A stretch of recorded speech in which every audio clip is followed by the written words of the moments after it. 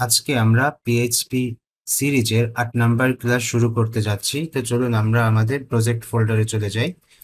এই হচ্ছে আমাদের প্রজেক্ট ফোল্ডার। গত ক্লাসে আমরা এই পর্যন্ত কোড করছিলাম। আজকে আমরা যেটি করব সেটি হচ্ছে কন্ট্রোল স্ট্রাকচারের একটা অল্টারনেটিভ সিনট্যাক্স আছে, যেটা আমাদের WordPress theme development, WordPress plugin development, এছাড়াও আরও পিএইচপি এর কিছু ফ্রেমওয়ার্ক আছে যেখানে এগুলো কাজে লাগে। তো আমরা সেটি দেখব। তো চলুন, আমরা যেহেতু আজকে কন্ট্রোল স্ট্রাকচারের ভেতরে কাজ করব, তাই আমরা আমাদের কন্ট্রোল ফ্লো যে ফোল্ডারটা আছে তার ভেতরে আমরা একটা ফাইল ক্রিয়েট করতে পারি।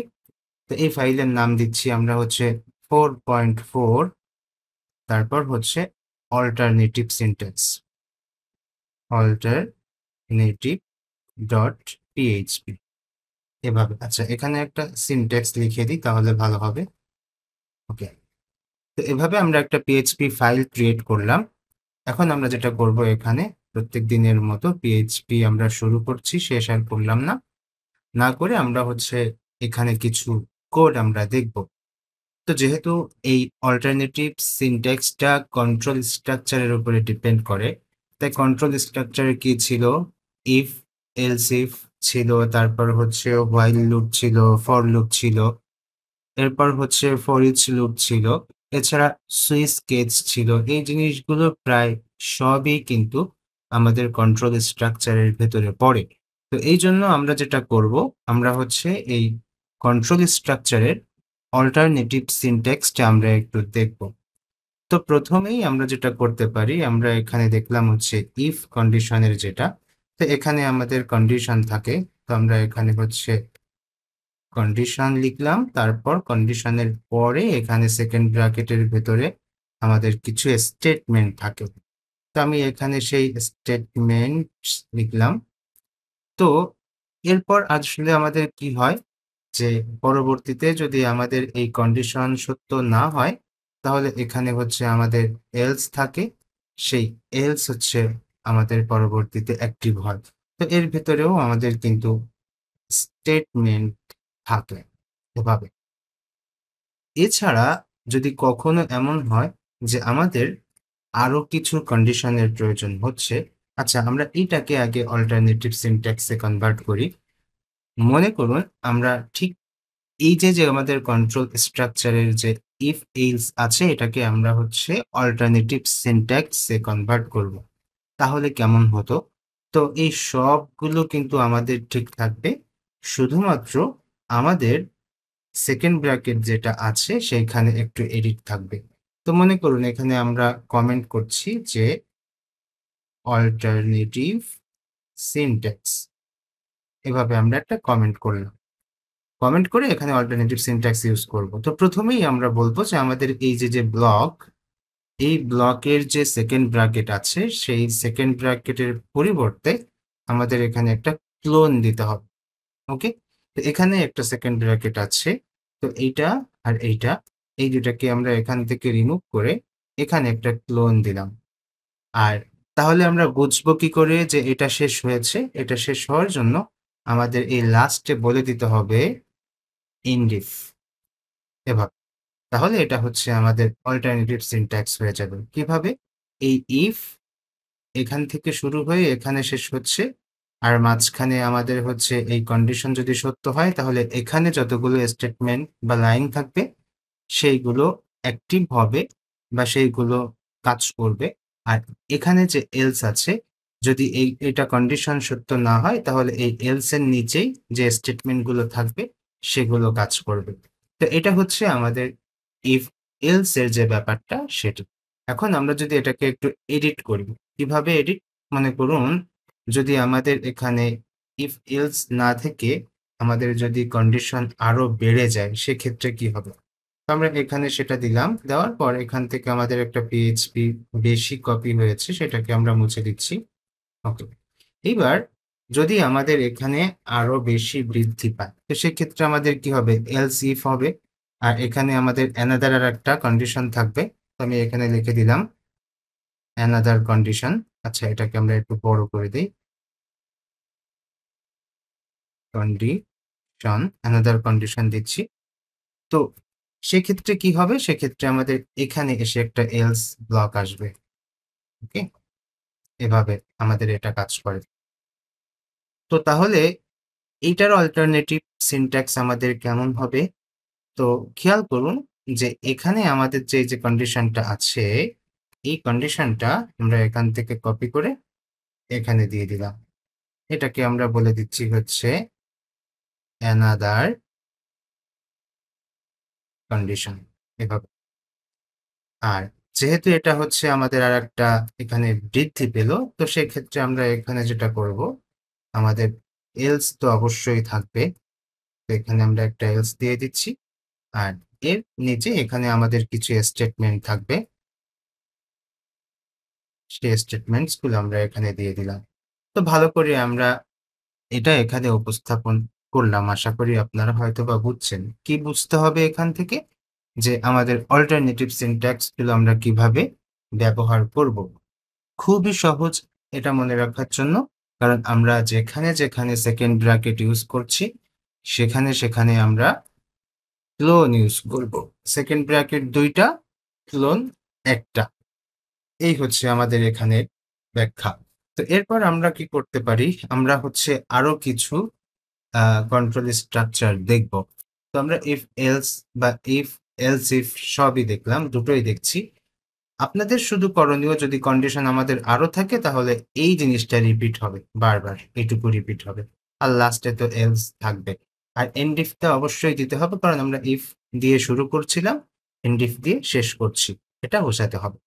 আচ্ছা, এরপর আমরা যেটা করতে পারি সেটা হচ্ছে হোয়াইল লুপের আমাদের যে অল্টারনেটিভ সিনট্যাক্সটা আছে সেটা আমরা কিন্তু দেখতে পারি। তো সেক্ষেত্রে আমরা শুরু করি হোয়াইল। এখানে আমাদের কি থাকবে? এখানে আমাদের কন্ডিশন থাকবে। আমরা কন্ডিশন দিলাম। এর ভেতরে আমাদের হোয়াইলের যে ব্লক আছে সেই ব্লকটা। তো এর ভেতরে কি থাকে? এর ভেতরে আমাদের স্টেটমেন্ট বা লাইন থাকবে, তাই না? তো আমি সেটা এখানে দিলাম। ওকে। তো এই যে হোয়াইল লুপ, এই হোয়াইল লুপের যে অল্টারনেটিভ সিনট্যাক্স সেটা আমরা কিভাবে লিখব? আমি এখানে লিখলাম যে অল্টারনেটিভ সিনট্যাক্স, এভাবে আমরা একটা কমেন্ট করছি। এই কমেন্ট করার পর এখানে আমরা হোয়াইল লিখলাম। হোয়াইল লিখার পর এখানে তো আমাদের অবশ্যই কন্ডিশন থাকবে। তো আমরা সেই কন্ডিশন এখানে লিখলাম। লেখার পর এইবার আমাদের সেকেন্ড ব্র্যাকেট দেওয়ার কথা, কিন্তু আমরা সেকেন্ড ব্র্যাকেট দিব না। সেকেন্ড ব্র্যাকেট ২ টার পরিবর্তে আমরা এখানে একটা ক্লোন ইউজ করব। ক্লোন ইউজ করার পর লাস্টে এসে বলবো এন্ড হোয়াইল, এভাবে। তাহলে কি হবে? এই হোয়াইলটা যখন এন্ড হোয়াইল পাবে তখন শেষ হয়ে যাবে। এই। আর এর মধ্যবর্তী যে স্টেটমেন্টগুলো থাকবে বা যে লাইনগুলো থাকবে, সেই লাইনগুলো কাজ করবে বা অ্যাক্টিভ হবে। তো সেক্ষেত্রে আমি এখানে কমেন্ট করে লিখে দিতে পারি যে স্টেটমেন্ট, ভাবে আমরা এটাকে লিখে দিলাম। তো এটা হচ্ছে হোয়াইল লুপের অল্টারনেটিভ সিনট্যাক্স। তো আমরা যদি চাই ফর লুপের ক্ষেত্রেও আমরা অল্টারনেটিভ সিনট্যাক্স করতে পারি। তো এখানে আমি ফর লুপের ক্ষেত্রে ফর লিখলাম, তারপর এখানে সেকেন্ড ব্র্যাকেট দিয়ে এখানে আমরা হচ্ছে আমাদের যে স্টেটমেন্ট গুলো আছে সেটা এখানে লিখে দিতে পারি স্টেটমেন্টস। কিন্তু এই ফরের ভেতরে কি থাকবে? ফরের ভেতরে থাকবে হচ্ছে প্রথমে ইনিশিয়ালাইজেশন, তারপর থাকবে হচ্ছে কন্ডিশন, তারপর থাকবে হচ্ছে ইনক্রিমেন্ট, ডিক্রিমেন্ট, এরকম। তো এটা আমাদের ফরের ভেতরে থাকবে। তাহলে এই ফরের যে অল্টারনেটিভ সিনট্যাক্স সেটা কেমন হবে? তা আমি এখানে অল্টারনেটিভ সিনট্যাক্স যেটা, সেটাকে আমরা এখানে কমেন্ট করলাম। কমেন্ট করে আমি আবার এখানে দিচ্ছি ফর। এই ফরের পরে আমাদের যে সেকেন্ড ব্র্যাকেট দিতে হয় আমরা সেটা দিব না। না দিয়ে আমরা লাস্টে এসে বলে দিব ইন্ড ফর। তাহলে কি হবে? তাহলে এই ফরটা আমাদের ইন্ড হয়ে যাবে। তো সেক্ষেত্রে আমাদের এখানে কি থাকছে? প্রথমে থাকছে হচ্ছে ইনিশিয়ালাইজেশন, তারপর থাকছে হচ্ছে কন্ডিশন, তারপর থাকছে হচ্ছে ইনক্রিমেন্ট অথবা ডিক্রিমেন্ট। তো এভাবে। তো আমরা কিন্তু এর আগে ফর লুপ, হোয়াইল লুপ সুন্দর করে দেখেছি।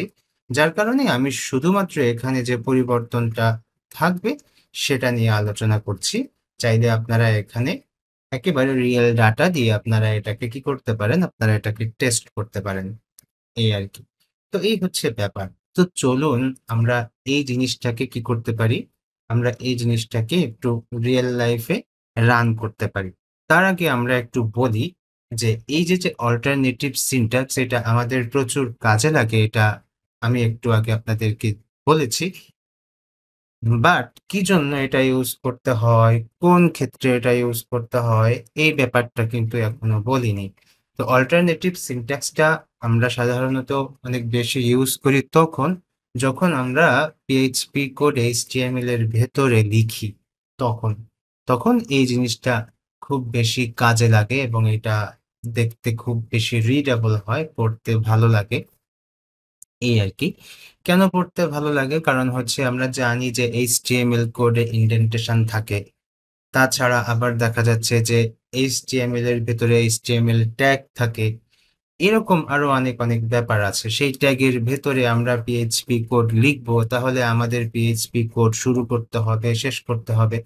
বারবার শুরু করতে হয়, বারবার শেষ করতে হয়। এইজন্য। আচ্ছা, তো চলুন আমরা সেই জিনিস কিছু একটু দেখে আসি। তো সেক্ষেত্রে আমাদের যেহেতু HTML ট্যাগ ইউজ করতে হবে, তাহলে আমরা যেটা করতে পারি যে আমাদের সার্ভার ওপেন করে আমরা হচ্ছে ১ম টিউটোরিয়ালে যে জিনিসটা দেখেছিলাম, সেই জিনিসটা এখন আবার শুরু করতে পারি। তো চলুন আমরা যেটা করব সেটা হচ্ছে আমরা আমাদের যে Laragon আছে, সেই Laragonটাকে আমরা একটু এখান থেকে রান করব। তো এই যে স্টার্ট অল, আমরা এখান থেকে আমাদের যে Laragon আছে, সেই Laragonটাকে এখান থেকে কি করলাম? ওপেন করলাম। মানে অন করলাম। ওকে। তো এখান থেকে দেখতে পাচ্ছি যে এই ২ টা স্টার্ট হয়েছে। তারপর এটাকে আমরা হচ্ছে একটু মিনিমাইজ করছি। এরপর আমাদের এই Laragon এর যে ডিরেক্টরি আছে সেখানে আমাদের হচ্ছে কিছু করতে হবে। তো আমরা আবার আমাদের সি ড্রাইভে যাচ্ছি। Laragon এর ভেতরে গেলাম, www এর ভেতরে গেলাম। এখানে আমরা দেখতে পাচ্ছি যে আমাদের PHP বলে একটা প্রজেক্ট আছে। তো আমরা এইটাকে ওপেন করতে পারি আমাদের VS কোডে। তো cmd তারপর কোড স্পেস ডট এন্টার। তো এটাকে আমরা এখান থেকে ওপেন করলাম। তো ১ম দিন আমরা হচ্ছে এই জায়গায় কোড করছিলাম। আর এটাকে আমরা কি করছিলাম? সার্ভারে রান করছিলাম। তাই তো? এরকম কিছু একটা করছিলাম। তো আজকেও আমরা এই জিনিসটা করব। ওকে? তবে তার আগে এটাকে হচ্ছে আমরা একটু HTML ফাইলে কনভার্ট করে নিব। তো এটাকে আমরা কি করছি? কন্ট্রোল A দিয়ে অল মার্ক করলাম। এভাবে হচ্ছে আমরা এটাকে কাট করছি। HTML:5 এর মাধ্যমে আমরা এটাকে HTML এর যে বেসিক কোড আছে সেই কোডটা আমি এখানে লিখে নিলাম। ওকে। এবার আমরা এটাকে একটু বড় করব। তো এভাবে হচ্ছে বড় করলাম। আর বেশি বড় করার প্রয়োজন নেই। এবার এখানে এসে আমরা নতুন করে কোড করব। আরেকটা কাজ করতে পারি, সেটা হচ্ছে আমরা আগের দিনে আমাদের যে কোড ছিল সেটাকে এখান থেকে আরো একটা ফাইল ক্রিয়েট করে তার ভিতরে পেস্ট করে দিতে পারি। তো আমি এখানে লিখে দিলাম যে class1.php এর ভিতরে আমরা গত দিনের যে কোড আছে সেগুলো রেখে দিচ্ছি। আজকে আমরা একটা ফ্রেশ প্রজেক্টে কাজ করব। ওকে। তো সেক্ষেত্রে আমরা এর আগে যেটা করেছি সেটা করতে পারি। যেমন হচ্ছে বডিতে আমরা একটা ক্লাস দিতে পারি। ক্লাস দিয়ে এখানে বললাম হচ্ছে আচ্ছা, ক্লাস দিব না, আমরা স্টাইল দেই। স্টাইল অ্যাট্রিবিউটের মাধ্যমে কিছু কোড এখানে আমরা দিতে পারি। যেমন স্টাইলের ভিতরে আমরা ডাবল কোটেশন দিলাম। ডাবল কোটেশন দিয়ে এখানে বলতে পারি হচ্ছে মার্জিন লেফট 100 পিক্সেল। এরপর বললাম হচ্ছে ফন্ট সাইজ কত দেওয়া যেতে পারে? আমরা এখানে 40 পিক্সেল ফন্ট সাইজ দিলাম। এই ২ টা করছি আরকি, আর কিছু না। এরপর আমরা হচ্ছে আমাদের এই বডির ভেতরে চলে যাব। তো প্রথমত আমরা যেটা করতে চাই সেটা হচ্ছে, মনে করুন আমরা একটা টেবিলে কিছু ডাটা শো করাতে চাই। কিছু ডাটা শো করাতে চাই। তো সেক্ষেত্রে আমরা কি করব? সেক্ষেত্রে দেখা যাচ্ছে যে আমাদের কিছু কোড করতে হবে এবং হচ্ছে টেবিলের ডাটা আমাদের সেই কোডের মাধ্যমে ডাইনামিক করতে হবে। এই কাজগুলো আমরা করব। তো প্রথমেই এখানে আমরা হচ্ছে টেবিল শুরু করলাম। দেখা যাচ্ছে যে টেবিল শুরু করছি। এর ভিতরে হচ্ছে টেবিলের রো নিলাম। তো এই রো এর ভিতরে কি থাকবে? দেখা যাচ্ছে যে প্রাথমিকভাবে আমরা কিছু সংখ্যা এখানে হচ্ছে প্রিন্ট করাতে পারি। তো এর ভেতরে আমরা হচ্ছে আ 1, এরপর ডুপ্লিকেট করলাম 2, আবার ডুপ্লিকেট করলাম 3, এভাবে রাখলাম। তো মনে করুন যে আমরা যদি ডাইনামিক না করে যদি শুধু স্ট্যাটিকলি আমরা যদি এটাকে প্রকাশ করতে চাইতাম, তো সেক্ষেত্রে আমাদের কি হতো? এটা হয়ে যেত আমাদের কত? 2, এটা হয়ে যেত আমাদের 4, এটা হয়ে যেত আমাদের 6, এমন হয়ে যেত। তো এটাকে যদি আমরা একটু এখান থেকে কি করি? আমরা যদি এটাকে আমাদের যে আউটপুট আছে সেখানে যাই, তো আমরা অবশ্যই আউটপুট পাওয়ার জন্য কোনো না কোনো একটা ব্রাউজারের হেল্প নিতে হবে। সেখানে গিয়ে লিখতে হবে লোকাল হোস্ট, তারপর লিখতে হবে PHP। তো লোকাল হোস্ট PHP লিখলে আমরা দেখতে পাচ্ছি যে এই যে প্রথমে আমাদের 1, 2, 3 আসছে, তারপর হচ্ছে 2, 4, 6 আসছে। তো এটাকে আমাদের হচ্ছে একটু টেবিলে কনভার্ট করতে হবে। তো আমরা স্টাইল ট্যাগেও যেতে পারি অথবা হচ্ছে এখানেও লিখতে পারি। তো বর্ডার আমরা লিখলাম হচ্ছে 1, এখানে এভাবে লিখে দিলাম। লিখে দিলে আমরা এখানে দেখতে পাচ্ছি যে এটা আমাদের টেবিলের বর্ডার আসছে এখানে। তো এই কাজটা হচ্ছে আমরা আরো বিভিন্নভাবে করতে পারি, টেবিলের স্টাইল দিতে পারি বিভিন্নভাবে। তো আপনারা চাইলে মনে করেন যে এখানে এই টেবিলটাকে আরো সুন্দর করে উপস্থাপন করতে পারেন। ঠিক আছে? তা আমি যদি সেটা একটু করতে চাই, তো আমি চলে যাচ্ছি হচ্ছে আমাদের CSS এর জন্য। তো আমি এক্সটার্নাল CSS ফাইল আর ক্রিয়েট করছি না। না করে আমরা হচ্ছে এই হেডের ভিতরে একটা স্টাইল ট্যাগ নিচ্ছি। স্টাইল ট্যাগ, এই স্টাইল ট্যাগের ভেতরে আমরা হচ্ছে কিছু কাজ করতে চাই। কি কাজ? আমরা এখানে বলতে চাচ্ছি যে আমাদের যে টেবিল হেড, আমরা তো এখনো টেবিল হেড ইউজ করিনি। তো আমরা কি ইউজ করছি? আমরা টেবিল সেল ইউজ করছি। তো এটাকে হচ্ছে আমরা কি করতে পারি? আমরা এখানে হচ্ছে বর্ডার দিতে পারি। তো বর্ডার কিভাবে দিব? অন পিক্সেল সলিড দিতে পারি। তো বর্ডার অন পিক্সেল সলিড, এখানে আমাদের একটা কালার লাগবে। আমরা জানি যে DDD একটা কালার হতে পারবে। তো এটা আমরা এখানে দিলাম। দেওয়ার পর এখানে আমরা হচ্ছে প্যাডিং দিতে পারি। তো এখানে এসে আমরা হচ্ছে প্যাডিং, প্যাডিং কত দিব? 10 পিক্সেল করা যেতে পারে। তো আমরা যদি চাই যে ডানে বামে একটু আলাদা হবে, সেক্ষেত্রে আলাদা করা যেতে পারে। তো আমি এই মুহূর্তে এখানে হচ্ছে 12 পিক্সেল প্যাডিং রাখছি। আর কি করা যেতে পারে এখানে? এখানে দেখা যাচ্ছে যে আমাদের টেক্সট অ্যালাইন লেফট করা যেতে পারে, এরকম কিছু একটা করতে পারি। তো থাক, ওটা আমরা এখন করলাম। তো এটা আমাদের এভাবে রাখলাম। রাখার পর এখানে এসে দেখি কি হয়। আচ্ছা, এটা এমন আসছে। ওকে? আচ্ছা, যদি এমন আসে তো সেক্ষেত্রে আমরা আসলে কি করতে পারি? আমাদের তো এই যে একটা বর্ডার আসছে, এরকম আসছে। তো এই বর্ডার যখন এরকম ডাবল হয়, তখন আমাদের বর্ডার কোলাপস ইউজ করতে হয়। কোথায় ইউজ করতে হয়? টেবিল ট্যাগে ইউজ করতে হয়। তাহলে আমরা যেহেতু টেবিল ট্যাগ এখান থেকে আমরা কি করতে পারি? এখান থেকে আমরা সুন্দর করে ওইটাকে ধরতে পারি বা হচ্ছে সিলেক্ট করতে পারি। তো সিলেক্ট করে এখানে আমরা কি করব?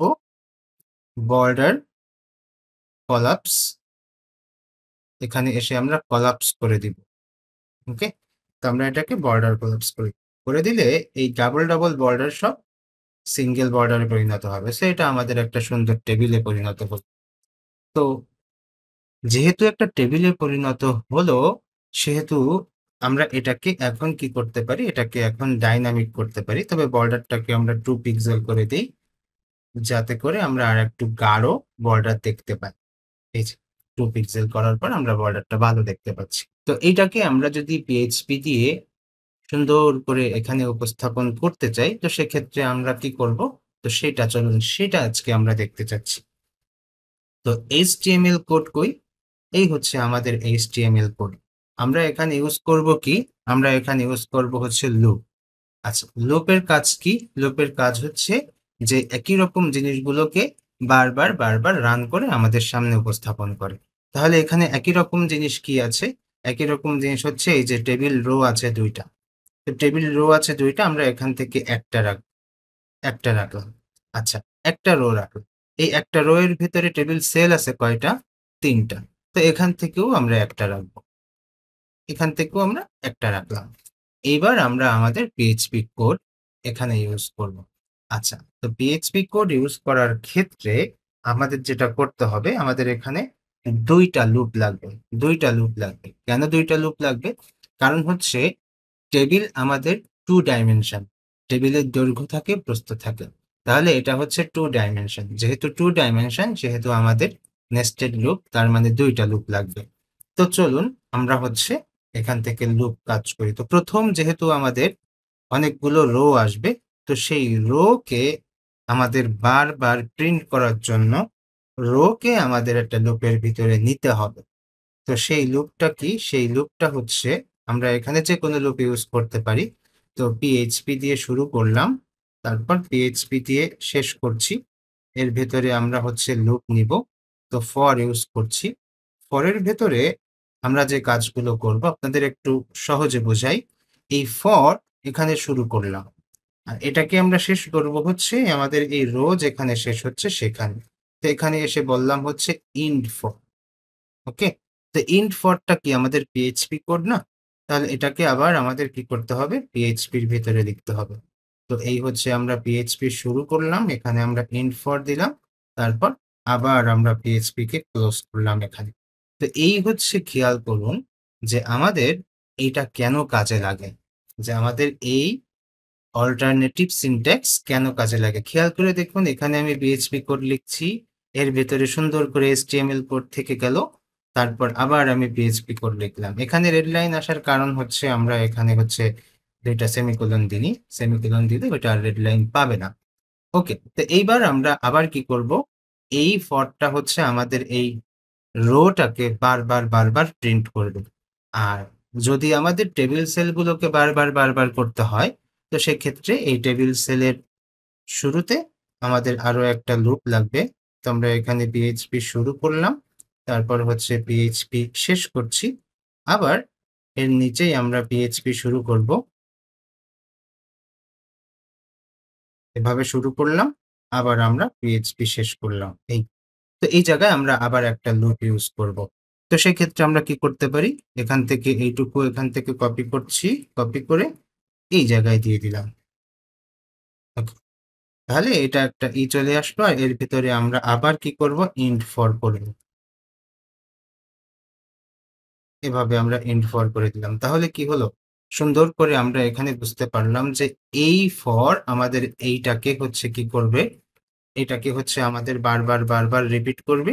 আর এই ফর আমাদের এখানে যেটা আছে এটাকে বারবার রিপিট করবে। তো দেখুন, সুন্দর করে অল্টারনেটিভ সিনট্যাক্স এর কারণে আমরা এটাকে সুন্দর করে এখানে লিখতে পারলাম। আচ্ছা, এইবার একটা কথা বলি। মনে করুন অল্টারনেটিভ সিনট্যাক্স যদি না থাকতো, তো সেক্ষেত্রে আমরা এখানে যদি ব্র্যাকেট ইউজ করতাম আর এখানে যদি আরেকটা ব্র্যাকেট ইউজ করতাম, তো এই যে HTML কোড আছে সেই HTML কোড কিন্তু আমাদের PHP র ভেতরে পড়ে যেত। এই জন্য আমরা অল্টারনেটিভ সিনট্যাক্স ইউজ করি। আরেকটা ব্যাপার আছে যে এই জায়গায় আমরা ক্লোন ইউজ করছি, তার মানে এখানে যে সেকেন্ড ব্র্যাকেট ইউজ করা যাবে না তা কিন্তু না। এখানে সেকেন্ড ব্র্যাকেট ইউজ করা যাবে।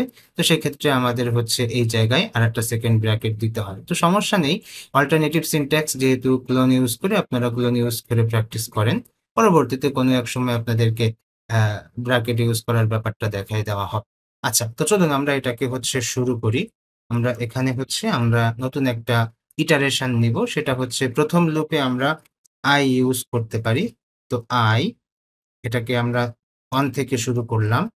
এবার I কে বললাম হচ্ছে I is less than or equal, আমরা এখানে হচ্ছে প্রথমে ৫ টা নিই। এরপর হচ্ছে I কে আমরা কি করলাম? ইনক্রিমেন্ট করলাম। ওকে, এটা করলাম। এরপর আমরা এখানে j কে নিব, যেহেতু 2 ডাইমেনশন তাই ইটারেশন আমরা ২ ভাবে করব। কারণ কি? কারণ হচ্ছে আমরা এই প্রথম লুপটাকে আমরা যে কয়বার চালাবো, সেকেন্ড লুপটাকে আমাদের সেই কয়বার না চালানো, মানে সেই কয়বার চালাতে হবে এমন কোনো কথা নাই। তো সেক্ষেত্রে আমরা এখানে হচ্ছে আমাদের j বলে একটা ভেরিয়েবল নিচ্ছি। এই j কেও আমরা হচ্ছে 1 থেকে শুরু করলাম। করার পর এখানে এসে আমরা j কে যেটা করব সেটা হচ্ছে লেস দ্যান অর ইকুয়াল, এখানেও 5 দিচ্ছি। এই জায়গায় আমাদের হচ্ছে যে কে আমরা ইনক্রিমেন্ট করলাম। করার পর এই জায়গায় আমাদের কি আসবে সেটা হচ্ছে আমাদের একটু বুঝতে হবে। যে এই ১ম এ আমাদের কি আসবে? এই ১ম এ আমরা হচ্ছে ২ টাকে গুণ করতে চাচ্ছি। ঠিক আছে? তো সেক্ষেত্রে আমরা এখানে আবার PHP কোড লিখব। তো PHP কোডের জন্য আমাদের আবার কি লিখতে হবে? PHP আবার এখানে আমরা এটাকে শেষ করলাম। শেষ করে এখানে বললাম যে I এর সাথে যেটাকে হচ্ছে গুণ করে দাও। এভাবে আমরা এটা করছি। ওকে? করার পর আমরা এটাকে সেভ দিচ্ছি। সেভ দিয়ে আমাদের যদি সবকিছু ঠিক থাকে, তাহলে আমরা এখানে দেখব যে এই যে এরকম একটা টেবিল আসছে। তাহলে ডাটাগুলো কই? যে আমরা অবশ্যই এখানে ইকো করতে হবে। তো আমরা এখানে ইকো করে দিই echo ইকো না করলে তো আমরা প্রিন্ট করতে পারবো না। এজন্য আমরা ইকো করছি। এখন দেখতে পাচ্ছি আমাদের ডাটাগুলো সব এখানে চলে আসছে। তো কি হলো আমাদের ডাটাগুলো এখানে? তো দেখুন ১ম এ আমাদের হচ্ছে এভাবে ১ থেকে ৫ পর্যন্ত প্রিন্ট হয়েছে। তারপর কি হচ্ছে? এখানে ২, এখানে ৪, এখানে ৬, এখানে ৮, এখানে ১০ প্রিন্ট হলো। পরবর্তীতেও দেখুন যে এটা তো আমাদের ১, ২, ৩, ৪, ৫ তারপরে হচ্ছে এখানে ২, এখানে ৩, এখানে ৪, এখানে ৫। তাহলে এখান থেকে এই পর্যন্ত ৫, এখান থেকে এই পর্যন্ত ৫। এরপর এখানে কি হচ্ছে? সব সুন্দর করে এই ২ টা গুণ হচ্ছে, তারপর এই ২ টা গুণ হচ্ছে। এরকম করে সুন্দর করে আমাদের এখানে দেখুন একটা প্রবলেম সলভ হয়েছে যে প্রত্যেকটার সাথে প্রত্যেকটা গুণ হলো। কিভাবে? এই এই এলিমেন্টটা কিভাবে আসলো? এইটা আর এইটা গুণ হয়ে আসছে। এই এলিমেন্টটা কিভাবে আসছে? এইটা আর এইটা গুণ হয়ে আসছে। তার মানে কি? এখানে এই লাস্টে যে 25 আছে সেটা হচ্ছে এটা আর এটা গুণ হয়ে আসছে। তাহলে এখানে আমরা কতগুলো?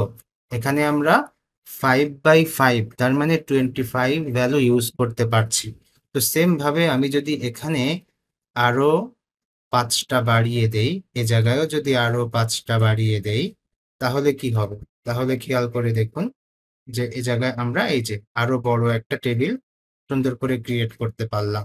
তো মনে করুন আমরা আমাদের রো ক্রিয়েট করছি ৮ টা। এখানে আমরা ৮ টা ক্রিয়েট করলাম। আর এখানে আমরা আরো বৃদ্ধি করে 15 করে দিচ্ছি। 15 করে দিলে কি হবে সেটা একটু দেখি। এই যে এরকম হচ্ছে। তো সেক্ষেত্রে আমাদের এই যে রো হচ্ছে ৮ টা আর আমাদের কলাম হচ্ছে কতগুলো? ১৫ টি কলাম হচ্ছে। তো আমরা চাইলে এখানে আরো বৃদ্ধি করতে পারি। তাহলে খেয়াল করে দেখুন তো লুপ আমাদেরকে কত সহজে অনেক ডাটা জেনারেট করে দেয়। তো এই হচ্ছে আমাদের মোটামুটি একটা সিনট্যাক্স, অল্টারনেটিভ সিনট্যাক্স যেটা কিনা আমরা কি করতে পারি? আমাদের HTML কোডের ভেতরে এটাকে লিখতে পারি। আচ্ছা, তো চলুন আমরা আরো কিছু এখানে দেখি। তো এমন হতে পারে যে আমাদের কিছু আ লিস্ট আছে, সেই লিস্টগুলোকে আমরা হচ্ছে অল্টারনেটিভ সিনট্যাক্স এ ইউজ করতে পারি। তো আমরা একটা কাজ করি। আমরা লিস্টটাকে হচ্ছে অ্যারে আকারে নিয়ে তারপর হচ্ছে ফর ইচ এর মাধ্যমে এটাকে আমরা প্রিন্ট করায় দিতে পারি। তো সেক্ষেত্রে আমরা এখানে একটা লিস্ট জেনারেট করি। মনে করুন আমাদের লিস্টগুলো কেমন হয়? UL থাকে, তার ভেতরে LI থাকে। তো এই LI এর ভেতরে হচ্ছে আমাদের লিস্টগুলো থাকে। তো মনে করুন এখানে আছে হচ্ছে অ্যাপল, তারপর আমরা যদি এখানে আসি, এসে তারপর যদি এটাকে আমরা মুছে দেই, তো আমরা এখানে লিখলাম হচ্ছে ব্যানানা। তো এটাকে আবার ডুপ্লিকেট করে আমরা এটাকে মুছে দিচ্ছি। মুছে দিয়ে এখানে আমরা লিখতে পারি হচ্ছে অরেঞ্জ। তো এভাবে ORANGE অরেঞ্জ। এভাবে আমরা ৩ টা লিস্ট আইটেম জেনারেট করতে পারি। ওকে। তো কিভাবে এখানে আসলাম, আসার পর করলে দেখতে পাচ্ছি যে এখানে একটা লিস্ট আছে। তো এই লিস্টটাকে আমরা ডায়নামিক করব। কেন ডায়নামিক করব? কারণ হচ্ছে আমাদের ডায়নামিক করতে হবে। কারণ আমরা সবসময় এই ৩ টা ফল নিয়ে কাজ করতে পারব না। দেখা যাচ্ছে কোনো ওয়েবসাইটে অ্যাপল বিক্রি করছে, বাট অন্য ওয়েবসাইটে হচ্ছে অরেঞ্জ বিক্রি করছে, আবার কেউ ব্যানানা ইউজ করছে, এরকম। তো একেকজনের ক্ষেত্রে একেক রকম। তো এটা ম্যানেজ করবে কি করে? ওই যে ড্যাশবোর্ড থেকে ম্যানেজ করবে, কন্ট্রোল প্যানেল থেকে ম্যানেজ করবে। আপনারা অলরেডি ওয়ার্ডপ্রেস শিখেছেন। তো ওয়ার্ডপ্রেস আমাদেরকে ফ্রি একটা ড্যাশবোর্ড দিচ্ছে। তো সেই ড্যাশবোর্ডে আপনারা পোস্ট ক্রিয়েট করতে পারছেন, তাই না? কমেন্ট দেখতে পাচ্ছেন। তো এরকম মানে সবকিছু ম্যানেজ করতে পারছেন ওইখান থেকে। তো একটা পোস্ট ক্রিয়েট করলে কি হয়? একটা ইনপুট বক্স আছে, ফিল্ড আছে, সেখানে আপনারা একটা পোস্ট লিখে সেন্ড বাটনে ক্লিক করলে বা পাবলিশ বাটনে ক্লিক করলে কি হচ্ছে? ওইটা হচ্ছে ওয়েবসাইটের ফ্রন্ট এন্ডে গিয়ে ভেসে উঠছে, তাই না? তো এখানেও আমাদের কাজটা সেই রকম। কিরকম? আমরা এই যে এখানে হচ্ছে কোড করছি, কোড করে এখানে একো করে দিচ্ছি, সেই জিনিসটা সরাসরি এখানে চলে আসছে। তো আমরা এখন এটাকে ডাইনামিক করব। তো ডাইনামিক করার জন্য আমরা এইটাকে আবার পিএইচপি কোড লিখব। তো কিভাবে করা যেতে পারে সেটা একটু চলুন। তো মনে করুন আমরা এখানে একটা লিস্ট নিয়েছি, এই লিস্টটাকে হচ্ছে ফর ইচ এর মাধ্যমে আমরা এটাকে সুন্দর করে উপস্থাপন করতে চাই। তো ফর ইচ এর যে কোডের যে সিনট্যাক্স সেটা কিন্তু আমরা এর আগে দেখেছি। তো আজকেও আমরা এটাকে সুন্দর করে ফর ইচ এর মাধ্যমে উপস্থাপন করতে পারি। তো প্রথমেই আমরা এটাকে হচ্ছে অ্যারেতে নিয়ে যাব, কারণ আমরা জানি যে ফর ইচ লুপ অ্যারে নিয়ে কাজ করে। সেটা যেহেতু আমরা জেনে গিয়েছি, সেহেতু আমরা এখানে অ্যারে নিয়ে কাজ করব। তো আমরা এখানে প্রথমে হচ্ছে পিএইচপি শুরু করলাম, পিএইচপি, তারপর হচ্ছে পিএইচপি শেষ করব, কিন্তু পিএইচপি শেষ করব নিয়ে এখানে আমরা একটা অ্যারে নিচ্ছি। তো অ্যারেকে আমরা কি নামে দিতে পারি? ফ্রুটস বলে আমরা একটা ভেরিয়েবল ডিক্লেয়ার করতে পারি। তো এফ আর ইউআইটিএস ফ্রুটস এর ভিতরে আমরা একটা অ্যারে নিচ্ছি। এই হচ্ছে আমাদের অ্যারে, লাইনটা শেষ হলো। এর ভেতরে আমরা আমাদের ওই তিনটাকে নিয়ে নিব। তো প্রথমে আমরা নিচ্ছি হচ্ছে অ্যাপল, বাইরে গিয়ে কমা দিয়ে আমরা এখানে আরো একটা অ্যারের ভ্যালু দিচ্ছি। তো সেটাকে আমরা কি নিতে পারি? ব্যানানা, কমা দিয়ে আমরা আরো একটা নিচ্ছি এখানে, সেটাকে আমরা বলতে পারি অরেঞ্জ। ওকে, এভাবে নিলাম। তো আমি এখানে অল্প করে নিচ্ছি তিনটা, আপনারা চাইলে এটাকে আরো বড় করে নিতে পারেন। ওকে, তো এখন আমরা কি করব? এখন হচ্ছে এটাকে আমরা সুন্দর করে ডাইনামিক করব। তো ডাইনামিক করার জন্য আমাদের এই কোডটা লাগবে। তো আমরা এই কোডটা নিচ্ছি, কন্ট্রোল এক্স দিয়ে কাট করলাম, কাট করে এখানে আমরা আনছি, এই পেস্ট করলাম। ওকে, সুন্দর করে আমরা পেস্ট করলাম। তো এখন আমাদের এখানে যেহেতু আমরা লুপ ইউজ করব, তো আমরা এখানে দেখতে পাচ্ছি যে আমাদের এই লিস্ট আইটেমটা বারবার রিপিট হচ্ছে। তাহলে এখান থেকে আমরা একটা রাখবো, বাকিগুলো আমরা এখান থেকে মুছে দিব। ওকে, তো সেই অনুযায়ী আমরা এইটাকে এখানে ফর ইচ শুরু করতে পারি। তো ফর ইচ এটা শুরু করলাম, শুরু করে তারপর এখানে আমরা কি বলতে পারি? এখানে আমরা বলতে পারি হচ্ছে এই ফর ইচ এর ভেতরে প্রথমে আমাদের এই টোটাল যে অ্যারে আছে, যার ভিতরে সব ভেরিয়েবল গুলো বা সব ভ্যালু গুলো আছে, সেটাকে আমাদের এখানে দিতে হবে। দেওয়ার পর তারপর বলতে হয় অ্যাজ, এরপর আমরা সিঙ্গেল ভ্যালু যেটার ভেতরে অ্যাকসেপ্ট করব সেটা এখানে লিখতে হয়। তো সাধারণত আমরা এখানে রুট, দ্যাট মিনস সিঙ্গেল, যেটাকে আমরা বলি হচ্ছে সিঙ্গুলার ফর্ম, প্লুরাল না। এই জন্য আমরা এখান থেকে একটা এস মুছে দিয়েছি। অবশ্যই ভেরিয়েবল দুটো ভিন্ন হতে হবে, এখানে যেটা থাকবে এখানে সেটা না। লজিক্যালিও কিন্তু সেটা দেওয়া যায় না। কেন? আমাদের এর ভেতরে অনেকগুলো ভেরিয়েবল আছে, তার ভেতর থেকে এই একটা একটা করে অ্যাকসেপ্ট করবে এবং সেটাকে প্রিন্ট করবে।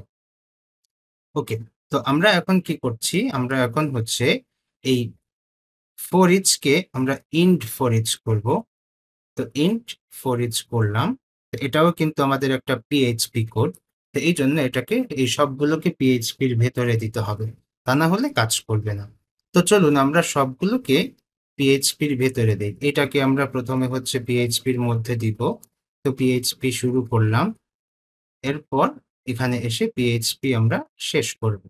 তো সেই জন্য আমরা এখানে আবার পিএইচপি শেষ করলাম, আর এটাকেও আমাদের পিএইচপির মধ্যে দিয়ে দিতে হবে। তো আমি এখানে হচ্ছে পিএইচপি শুরু করলাম, এখানে আমাদের পিএইচপি শেষ করতে হবে, শেষ করলাম। কিন্তু একটা ব্যাপার সবসময় থেকে যায়, যেটা কিনা অল্টারনেটিভ সিনট্যাক্স।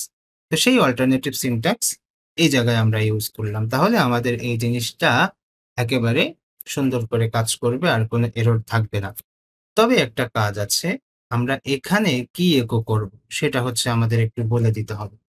তো আমি এখানে এসে পিএইচপি শুরু করছি, পিএইচপি, তারপর হচ্ছে পিএইচপি শেষ করলাম, এসে বললাম একো করো। কাকে একো করো? প্রতিবার আমাদের যে সিঙ্গেল ফ্রুট আছে সেটাকে হচ্ছে তুমি একো করো। তো এভাবে আমরা এটাকে লিখলাম। তো এটাকে আমি একটু আপনাদেরকে বুঝিয়ে বলার চেষ্টা করছি যে এখানে কি হচ্ছে। প্রথমে আমাদের একটা ভেরিয়েবল আছে, যে ভেরিয়েবলের ডাটাগুলো কোথা থেকে আসবে? ডেটাবেস থেকে আসবে। ডেটাবেসে কোথা থেকে আসবে? ডেটাবেসে হচ্ছে ক্লায়েন্টস অথবা যারা ওয়েবসাইটে কাজ করে তারা ওইখানে ইনসার্ট করবে। দ্যাট মিনস হচ্ছে বিভিন্ন ধরনের ফ্রুটস এর নাম ড্যাশবোর্ড থেকে সুন্দর করে ওইখানে কি করবে? এন্ট্রি করবে, যেটাকে আমরা বলি না ডেটা এন্ট্রি, সেটা করবে। তো করার পর ওইটা আমাদের ফ্রন্ট এন্ডে কিভাবে প্রিন্ট হবে সেটা আমরা এখানে দেখতে পাচ্ছি। তো সে মনে করুন এখানে ফল আছে হচ্ছে 20টা। তো সেক্ষেত্রে এই সুন্দর এই 2টা বা 3টা লাইনের মাধ্যমে সবগুলো নামকে আমরা প্রিন্ট করায় দিতে পারবো। কিভাবে? এই যে আমাদের HTML ট্যাগ ইউজ করে। ঠিক আছে? খেয়াল করে দেখুন, এই অল্টারনেটিভ সিনট্যাক্সের ফলে আমাদের এই HTML ট্যাগগুলো পিএইচপির বাইরের থাকতে পারছে, এই আর কি। তো আমরা এটাকে এখানে সেভ দিচ্ছি। সেভ দিয়ে এই জায়গায় এসে আমরা যদি একটু প্রিন্ট করি বা রিলোড দেই, তো দেখতে পাচ্ছি যে আমাদের সেই 3টাই এখানে শো করছে। ওকে? তো আমরা যদি এখানে আরো বৃদ্ধি করি, তো সেক্ষেত্রে আমরা সেটাকে দেখতে পাবো। কিভাবে? এখানে এসে আমরা লিখলাম হচ্ছে জ্যাকফ্রুট। তো এটা যদি লিখি, লিখার পর এখানে আসি, এসে যদি রিলোড দেই, তো আমরা দেখতে পাচ্ছি আমাদের আরো একটা এখানে অ্যাড হচ্ছে। তো এভাবে আপনারা আরো সুন্দর করে আরো আপনাদের পছন্দ মতো এখানে অ্যাড করতে পারেন। তো আমি এখন যেটা বলবো সেটা হচ্ছে আমরা কি কি শিখলাম। আমরা হচ্ছে আজকে সুন্দর করে শিখলাম যে পিএইচপিতে কিভাবে অল্টারনেটিভ সিনট্যাক্স ইউজ করাতে হয়, সেই জিনিসটা শিখলাম। তো এই জিনিসটা আমাদের ওয়ার্ডপ্রেস থিম ডেভেলপমেন্টে প্রচুর কাজে আসবে, কারণ ওয়ার্ডপ্রেস থিম ডেভেলপমেন্টে আমাদের এইচটিএমএল কোডের ভিতরে পিএইচপি কোড লিখতে হয়। তো এই জন্য আমাদের এই অল্টারনেটিভ সিনট্যাক্সটা আমাদের খুব বেশি প্রয়োজন। এর পাশাপাশি আমাদের হচ্ছে স্ট্রিং কিভাবে লিখতে হয় সেটাও কিন্তু আমাদের জানা প্রয়োজন। কিভাবে ডাবল কোটেশনের ভেতরে স্ট্রিং লিখতে হয়, সিঙ্গেল কোটেশনের ভিতরে কিভাবে স্ট্রিং লিখতে হয়, এই জিনিসটাও আমাদের সুন্দর করে প্র্যাকটিস করতে হবে। তারপর হচ্ছে ব্যাকটিকের ভিতরে কিভাবে স্ট্রিং লিখতে হয়। তো এই সব কিছু আমাদের প্রথম ক্লাসে অথবা দ্বিতীয় ক্লাসে আছে। আমরা পরবর্তী ক্লাস থেকে আবারও স্ট্রিং নিয়ে কাজ করব। তার মানে কি? স্ট্রিংকে অ্যাক্সেস করার জন্য প্রচুর ফাংশন আছে। সেই ফাংশনগুলো আমরা হচ্ছে ইউজ করব। যেমন একটা স্ট্রিংকে কিভাবে রিভার্স করতে হয়, তার জন্য বিল্ট ইন ফাংশন আছে রিভার্স স্ট্রিং। তারপর মনে করুন যে একটা স্ট্রিংকে কিভাবে টোকেনাইজ করতে হয়, সেই জিনিসটা আমরা হচ্ছে করব। তো এর আগে আমরা কোনো একটা ভিডিওতে দেখেছি এক্সপ্লোড ইমপ্লোড কিভাবে করতে হয়, তার মানে স্ট্রিং থেকে কিভাবে আমরা অ্যারেতে যাই, অ্যারে থেকে স্ট্রিং এ যাই, সেই জিনিসটাও দেখেছি। তারপরে হচ্ছে স্ট্রিংকে সার্চিং করা যায়। এরকম আরো প্রচুর বিল্ট ইন ফাংশন আছে, যে বিল্ট ইন ফাংশনগুলো আমরা আগামীতে দেখব। যেমন আরো মনে করুন যে স্ট্রিং এর ক্ষেত্রে স্ট্রিং এর লেন্থ আমরা বের করতে পারি। তো সেটা কিরকম? দেখা যাচ্ছে str_len এভাবে লিখলে স্ট্রিং এর লেন্থ পাওয়া যায়। এরকম স্ট্রিং কে আমরা রিপ্লেস করতে পারি, তারপর হচ্ছে মাল্টিপল রিপ্লেস করা যায়। এরকম প্রচুর বিল্ট ইন ফাংশন আমরা আগামী ক্লাসে দেখব। তো আজকে আমরা হচ্ছে আমাদের ক্লাস এখানে শেষ করছি। আপনারা প্রশ্ন পর্ব শুরু করতে পারেন।